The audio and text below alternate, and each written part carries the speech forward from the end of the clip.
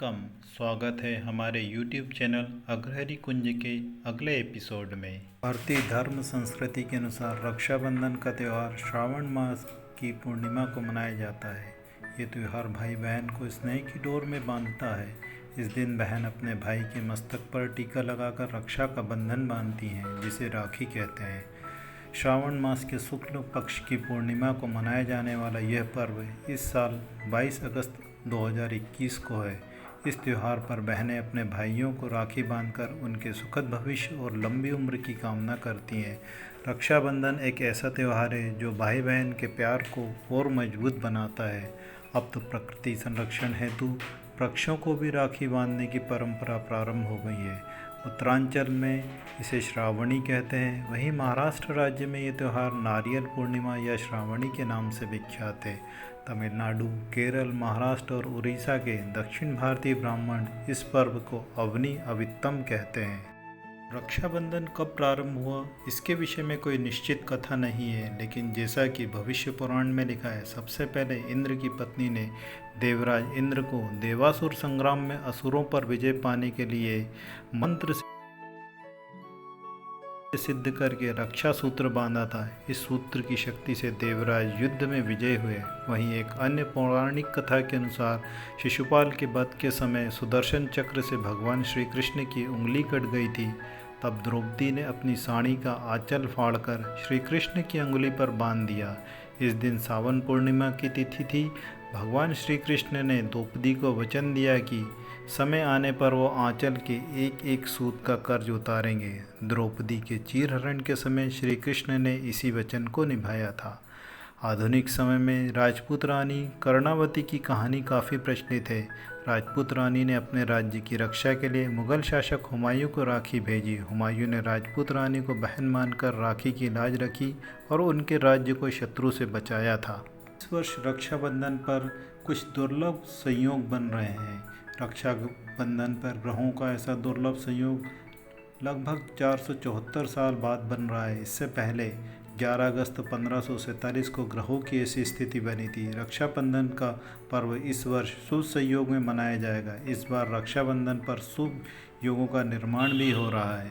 यदि हम शुभ संयोगों की बात करें तो सबसे पहले आता है गज केसरी योग। राखी पर इस बार चंद्रमा कुंभ राशि और गुरु कुंभ राशि में वक्री चाल में मौजूद है। ज्योतिष शास्त्र के अनुसार गुरु और चंद्रमा की इस युति से रक्षाबंधन पर गज केसरी योग का निर्माण हो रहा है।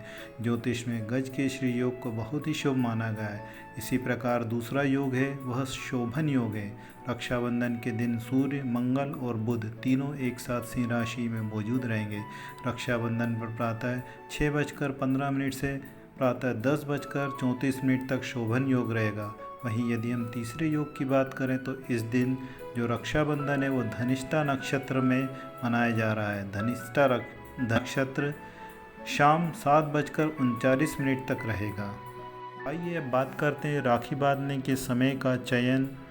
राखी पर भद्रा काल का विचार करना अवश्य होता है, लेकिन इस बार रक्षाबंधन पर भद्रा नहीं रहेगी। भद्रा काल राखी के अगले दिन यानी 23 अगस्त को सुबह 5:34 से 6:12 तक रहेगी।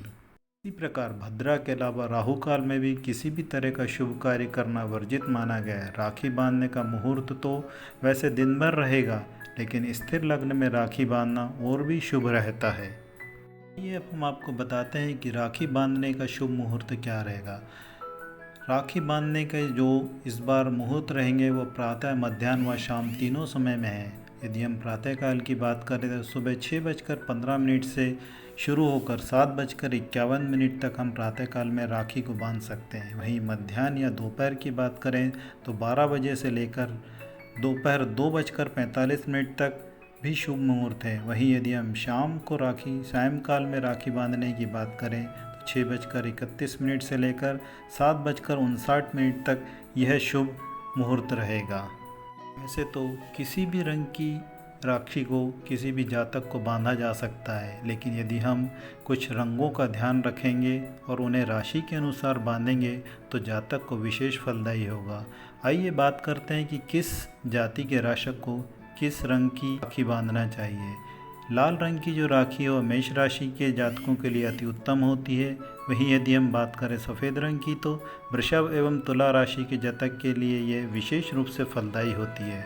मिथुन एवं कन्या राशि के जातकों को हरे रंग की राखी बांधना चाहिए। वहीं कर्क राशि के जातकों को चमकीले सफ़ेद रंग की राशि विशेष रूप से फलदायी होती है। सिंह राशि के जातकों के लिए सुनहरे पीले रंग या गुलाबी रंग की राखी बांधना चाहिए। वहीं वृश्चिक राशि के जातकों को चांदी की राखी बांधना चाहिए। धनु राशि के जातकों के लिए पीले रंग की राखी विशेष रूप से फलदायी होती है। और हम यदि बात करें मकर और कुंभ राशि के जातकों के लिए तो उन्हें नीले रंग की जो राखी होती है विशेष रूप से फलदायी होती है। और अंत में यदि हम मीन राशि के जातकों को राखी बांधना चाहें तो हमें मुख्यतः सुनहरे पीले रंग का चयन करना चाहिए। रक्षा बांधते समय जो मंत्र बोला जाता है वह है येन वध्यो बलिराजा दानवेंद्रो महाबल तेन त्वामपि बंध्रामि रक्षे माचल। अर्थात बहन के द्वारा जब रक्षा सूत्र भाई को बांधा जाता है तो उसे अपने मन में ये कहना चाहिए, जिस रक्षा सूत्र से महान शक्तिशाली दानवेंद्र राजा बलि को बांधा गया था उसी रक्षाबंधन के पवित्र सूत्र को मैं तुम्हें बांधती हूँ जो तुम्हारी रक्षा करेगा। इसी प्रकार भाई को भी अपने मन में इस प्रकार से स्मरण करना चाहिए कि जिस रक्षा सूत्र से महान शक्तिशाली दानवेंद्र राजा बलि को बांधा गया था उस पवित्र सूत्र के बंधन की सौगंध बहन मैं तुम्हारी हर विपत्ति में रक्षा करूँगा।